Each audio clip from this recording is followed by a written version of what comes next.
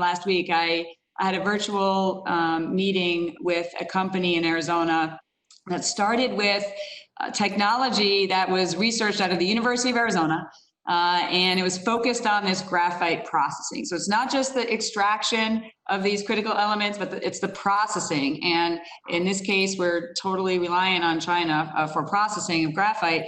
And they've created a technology that's cheaper and greener than what is available out there. And now they're located in Arizona, trying to ensure that we have these jobs in America, we bring the supply chain home. And again, I was just so proud to hear that these types of efforts were happening because this is critical for energy storage, as you all have been talking about already. It's also an element of our nuclear energy.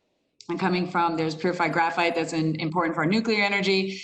So it's initiatives like this that are allowing us to be more reliant on ourselves with American jobs, American reliance for key elements. And it needs to happen in so many parts. But as I talked to these guys at Urbix Resources last week, we had a conversation about what else needs to be done in order to incentivize investment to come home. We did things like opportunity zones to encourage investment in distressed communities. Are there things that we can do, to any of the panelists, to incentivize investment in innovation that's bringing this supply chain home?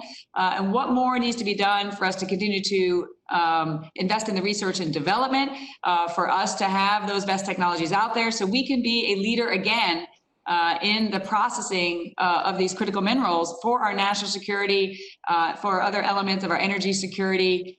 This was a great example right in Arizona with Arizona Jobs, Arizona Research.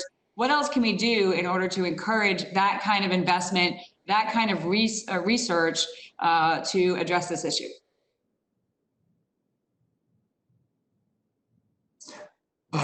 This is Tom Duesterberg. I'll take a stab at that. First, I think it's important to continue to do research on alternative sources of materials.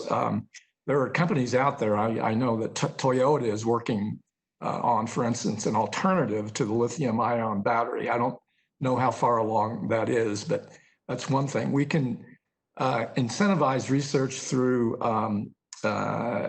building basic knowledge through our national labs. We do need to devote a bigger proportion of our federal budget to basic research, including in things like processing technology.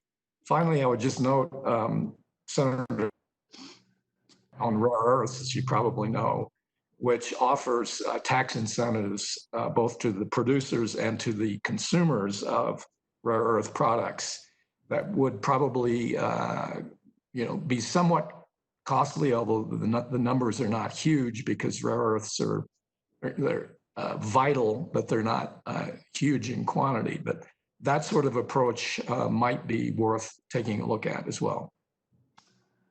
Great, thank you. I can come in as hi, thanks, Senator. I think there's twofold from my experience or my perspective. One is actually encouraging the industry, first and foremost, these supersized battery plants, more of them to be located within the US. So actually the business case already exists for companies like Urbix to actually sell to customers within the domestic US, because at the moment, all these customers are in Asia. Yeah. So that's kind of the base level. But then you look at what the European Union does, it's quite interesting.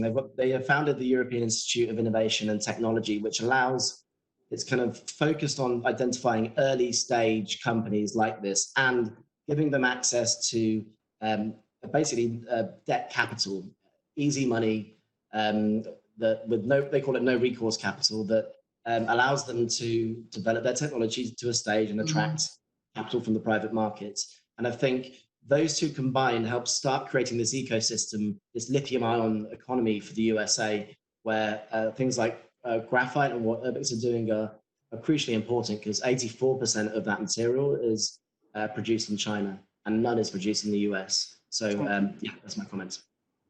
Great, thank you. Thank you, Madam Chair. Thank you, Senator McSally. Let's